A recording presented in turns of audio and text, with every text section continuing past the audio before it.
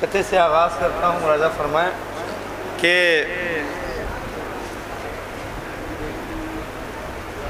लौहे महफूज उसकी आँखों में नज़र आती है, लौहे महफूज उसकी आँखों में नज़र आती है लौहे महफूज, उसकी आँखों में नज़र आती है लौहे महफूज, उसके माथे की शिकन आये कुरानी है। वाह। उसकी आँखों में नज़र आती है लौहे महफूज, उसके माथे की शिकन आये कुरानी है।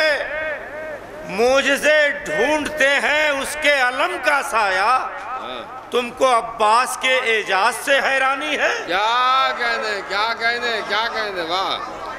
मौजज़े ढूंढते फिक्र जिसकी, आखिर में एक मतलब दो शेर मुलाज़ा फरमा ले कि फिक्र जिसकी मायले फर्शे अज़ा हो जाएगी, फिक्र जिसकी मायले फर्शे अज़ा हो जाएगी, फिक्र जिसकी मायले फर्शे अज़ा हो जाएगी, फिक्र जिसकी मायले फर्शे अज़ा हो जाएगी, उसकी एक एक सांस नजरे करबला हो जाएगी।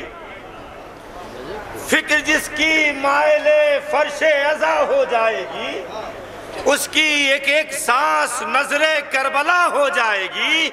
हाथ मातम को उठे तो माँ ने खुश होकर कहा, आज मेरे दूध की कीमत अदा हो।